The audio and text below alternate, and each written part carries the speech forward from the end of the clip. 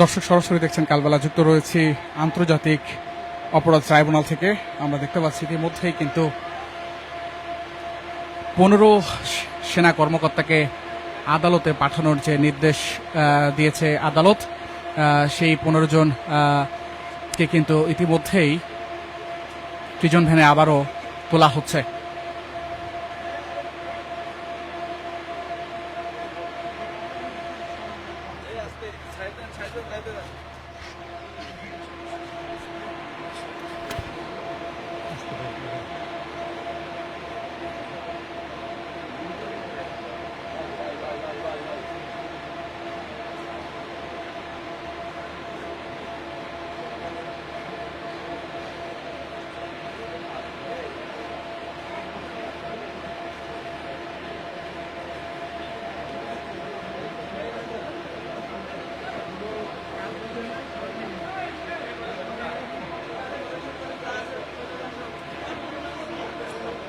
দর্শক, আমরা যেমনটি জানানোর চেষ্টা করছিলাম, আজকে শুনানি ছিল এবং পৃথক 3টি মামলায় দায়ের করা মামলায় কিন্তু 15 সেনা কর্মকর্তাকে ইতিমধ্যেই আদালতে পাঠানোর নির্দেশ দিয়েছে, কারাগারে পাঠানোর নির্দেশ দিয়েছে আদালত। এবং সেই পরিপ্রেক্ষিতে ইতিমধ্যে প্রিজন ভ্যানে কিন্তু সেই 15 সেনা কর্মকর্তাকে কিন্তু ইতিমধ্যে প্রিজন ভ্যানে আবারও নেওয়া হয়েছে এবং তাদেরকে কিন্তু কারাগারে পাঠানোর নির্দেশ দিয়েছে আদালত। আমরা সেই চিত্র সরাসরি দেখানোর চেষ্টা করছি।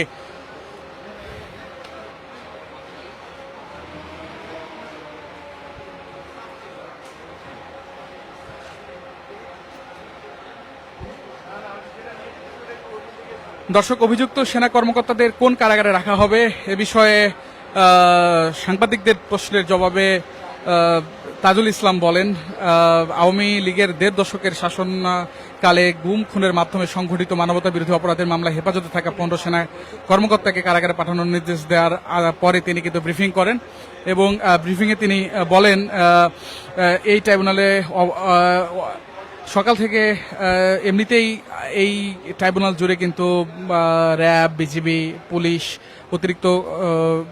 কড়া নিরাপত্তা ছিল এবং আন্তর্জাতিক অপরাধ ট্রাইব্যুনাল 1 আজ সেই 3টি মামলার অগ্রগতি পর্যালোচনা করে এবং এসব মামলায় অভিযুক্ত রয়েছেন 25 জন বর্তমান ও সাবেক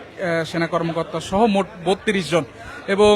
ইতিমধ্যে আজকে 15 জনকে কিন্তু কারাগারে পাঠানোর নির্দেশ দেওয়া হয় এবং এই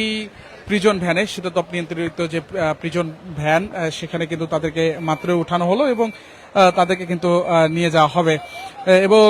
কোন কারাগারে তাদেরকে আসলে রাখা হবে এটি কিন্তু তাজুল ইসলাম এই প্রশ্নে তিনি বলেছেন এটি কারা অধিদপ্তরের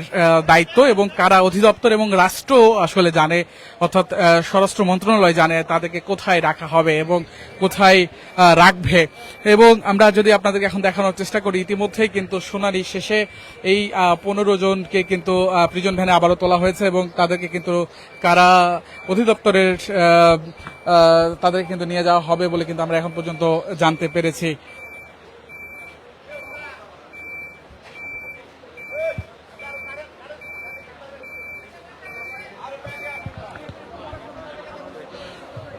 দর্শক, আমরা যদি আপনাদেরকে একটু বলতে চাই, আজকে সকালে আন্তর্জাতিক অপরাধ ট্রাইব্যুনাল 1 এর চেয়ারম্যান বিচারপতি মোহাম্মদ গোলাম মর্তুজা মজুমদারের নেতৃত্বাধীন 3 সদস্যের বিচারিক প্যানেল এই নির্দেশ দেন, অর্থাৎ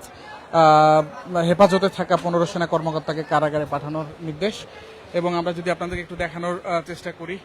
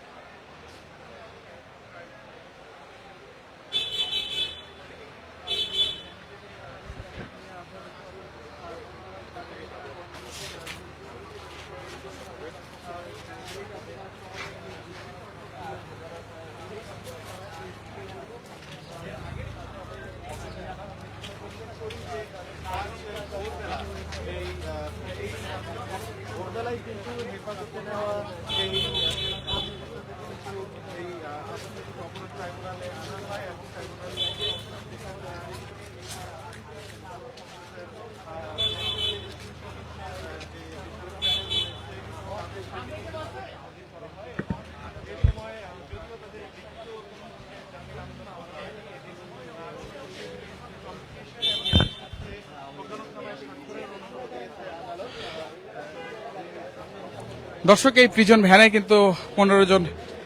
সেনা কর্মকর্তা তারা রয়েছেন এবং সকালে কিন্তু তাদেরকে এখানে নিয়ে আসা হয় কড়া নিরাপত্তার মধ্য দিয়ে এবং আদালতের নির্দেশ অনুযায়ী কারাগারে প্রেরণ করা হবে তাদের বলে কিন্তু এখন পর্যন্ত আমরা জানতে পেরেছি।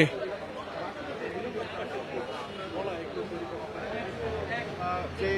জুলাই আন্দোলনে রামপুরায় যে গুলি চালিয়ে ছাত্র জনতাকে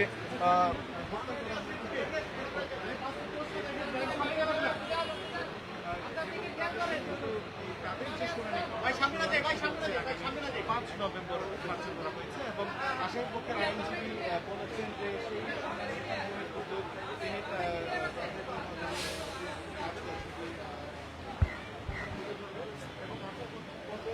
দর্শক, আমরা দেখতে পাচ্ছি আবারও কিন্তু কড়া নিরাপত্তার মধ্য দিয়ে কিন্তু তাদেরকে নিয়ে যাওয়া হচ্ছে।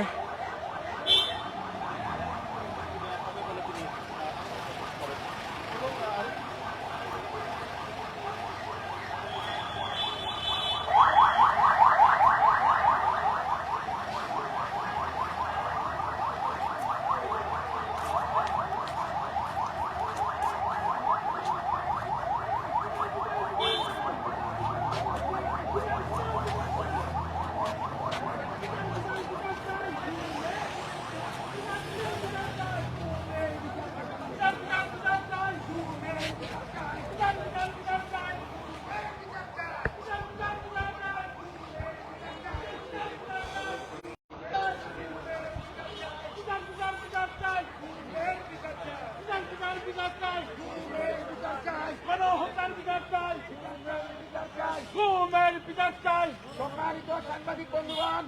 আপনারা জানেন